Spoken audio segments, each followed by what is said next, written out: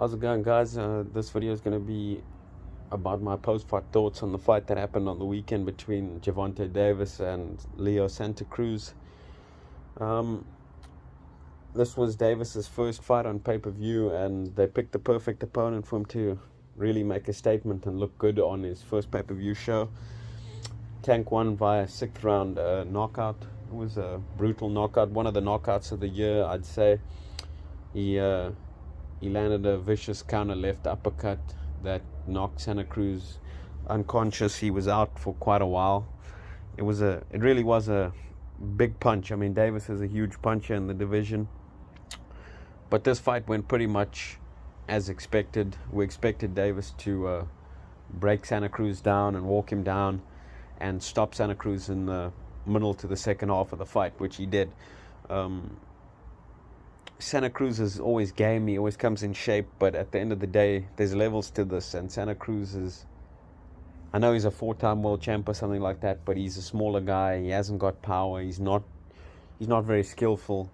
He's a type of fighter that wins by grinding opponents down, pressuring them and overwhelming them with a high punch output. But it's not going to work when you're no longer the bigger man in there, because Santa Cruz is normally fighting smaller guys that don't really have the power to keep him off.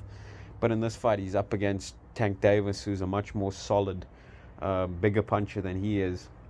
And Davis is a very well-rounded fighter, as we said in the pre-fight video, that Davis could beat him on the inside, which I feel he did in this fight. When Santa Cruz got close up on him, which is what Davis wanted, to be in the pocket, Davis's inside game is pretty sickening. He lands vicious body shots and brutal left uppercuts and right hooks in close.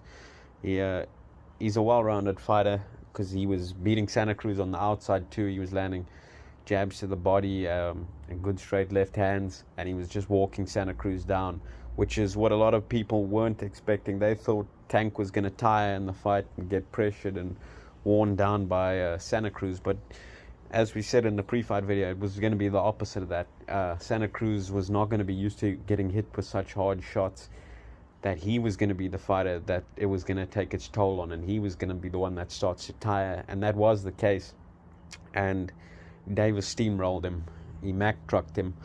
But nobody asked for this fight, let's be honest. Everybody knew this wasn't a great matchup because Davis is a big puncher. They put him in there with a smaller guy that's easy to hit and that has no power to gain Davis's respect. Santa Cruz's only chance was that Davis was going to come in out of shape and get tired, in the second half of the fight, and he was maybe going to be able to win that way. But I mean, this being Davis's first fight on pay-per-view, we knew he wasn't going to miss weight. We knew he wasn't going to come in out of shape. This is his first fight on pay-per-view. He needed to make a statement, and he did that. So Davis did his job, but Davis's management, Floyd Mayweather and them, need to let Davis step up now, because I feel like the public's getting tired of Tank Davis fighting all these pushovers and fighters that are past their prime, like Gamboa's and this and that, and Hugo Ruiz's and Joe Blow's. We want to see him step up against the other elite competition. He always had that excuse of Lomachenko's in a rush. I'm not in a rush. I'm young. He's coming towards the end of his career. I'm not going to fight him. He ducked Lomachenko. We all know he ducked Lomachenko. But now that Lomachenko's lost, that excuse is out the window, because Lopez is now the champ, and Lopez is younger than Tank is. So Tank can no longer say, I'm too young and this and that. I'm too young for him. I don't have the experience, because Lopez is younger and more inexperienced than he is. But I can also see that Mayweather and them will use the excuse of, let's build the fight and fight in 3 or 4 years' time, like Floyd did with Pacquiao. He put the fight off and he built the fight up, and then they fought where they could earn the most money. They might try and do this with Davis as well. I hope not, because I like Lopez's mentality of he went straight for Lomachenko and he got the job done. The people around Tank don't seem to have that same mindset, and neither does Tank. He's happy to earn his money and take the easiest fights possible. But that 135-pound division is stacked. You got Devin Haney, you got Lopez, you got Ryan Garcia, Campbell, Linares, Lomachenko. There's a ton of fights in that division, and the fight I want to really see is Davis versus Haney. or Davis versus Lomachenko, as well as Davis Lopez. But I mean, those are the fights everybody wants to see. Whether they'll make those fights, that remains to be seen. I hear they may be going to be making the Ryan Garcia fight if Garcia gets past Luke Campbell.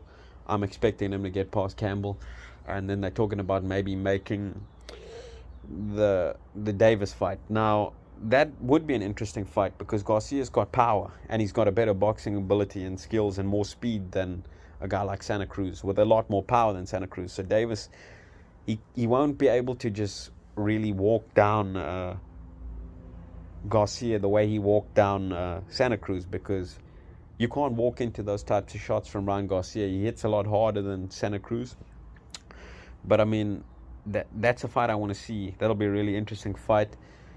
I'm not saying Davis isn't going to win that fight. He'd be the favorite in that fight, and he would come in and try and walk down Garcia and try and break him down. And I'm not sure if Garcia can take Tank's power, and if his body is solid enough to take those types of body shots that Davis possesses. The other fight, like I say, I want to see is Haney and Davis. I think Devin Haney's boxing ability, his skills and his jab and his height and reach would give Tank a lot of problems in that fight. But these are the types of fights we want to see to find out who are the best fighters in the division. But that's my thoughts on this, guys. Let me know what you think about all this in the comments below. Thanks for listening, guys. Talk to you soon.